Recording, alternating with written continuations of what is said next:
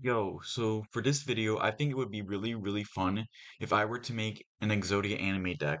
So what I would do is like for the very first Duel Monsters anime, I would make an Exodia deck.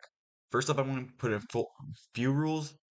I'm not going to put all three Pot of Greeds. I'm going to put one, and I kind of want to follow a bit of the tropes because there are some cards that seem like they would just be at one, but there's also some cards that look like they would be at one but aren't. So like Graceful Charity, uh Strings was able to use two, so I'm gonna be able to use that. So for my first monsters obviously is Exodia, as well as the legs.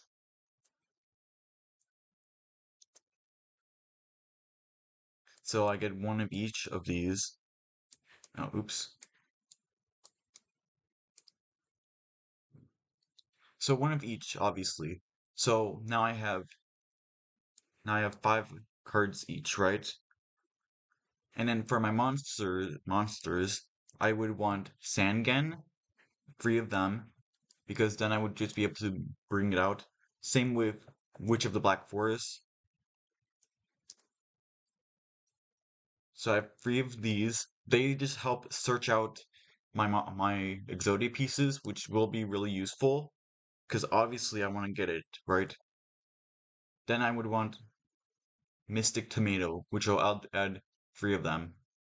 Because with three Mystic Tomatoes, I can easily bring out Sangan, which makes it easier to bring out Exodia, and that would be pretty good. Next up, I would want Labyrinth Wall, actually. I would want three of them, because here's the thing. No one can beat out a Labyrinth Wall unless they have some kind of quick equip spell. And the thing is, no one really plays any kind of removal in original Yu-Gi-Oh, right? Like, no one uses it. And then for my next one would be Giant Germ, actually. So it's basically the same thing with Mystic Tomato, only I get to bring out Giant Germs. So it would just thin out my deck, right? And it would be really easy just to get out Exodia. Same with Thunder Dragon,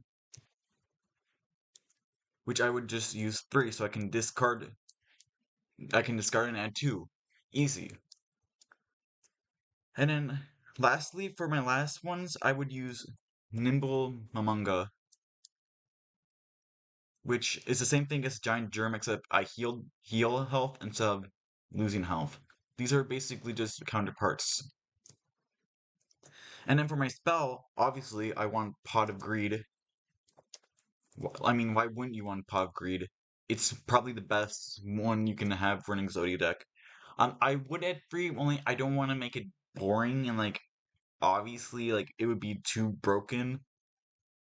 And I don't think we've seen any character using more than three, but or more than one. But obviously it's anime and they don't really use multiple copies of any card. But still, I just don't wanna.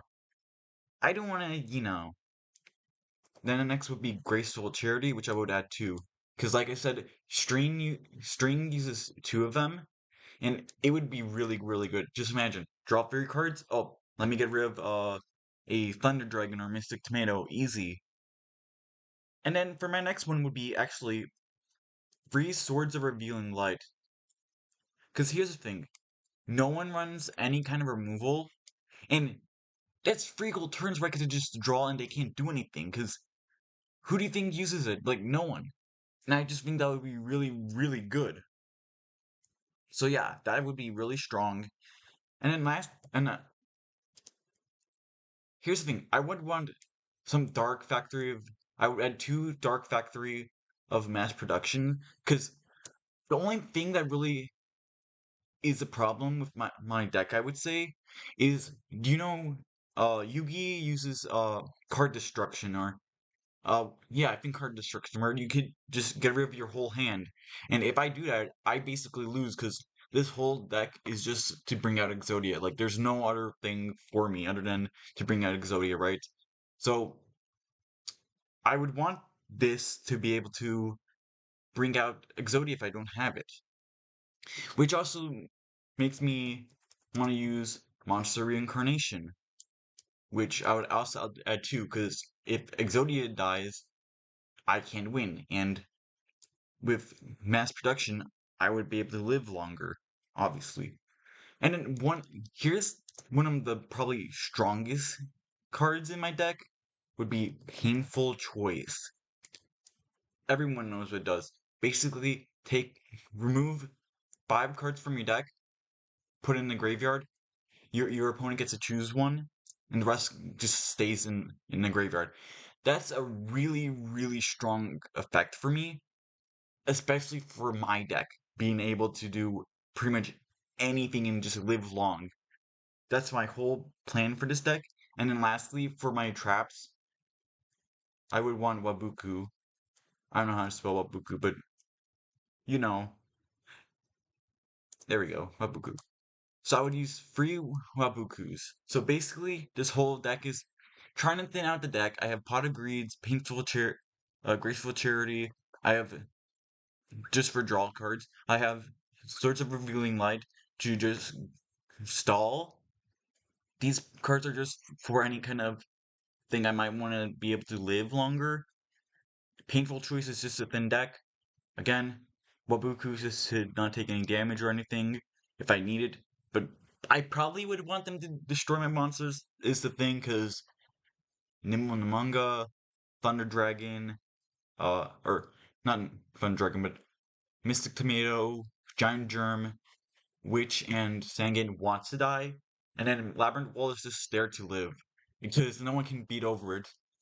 So that's pretty much my whole deck and my whole plan. So thank you for watching. And if you like this video, like, comment, and subscribe. And goodbye.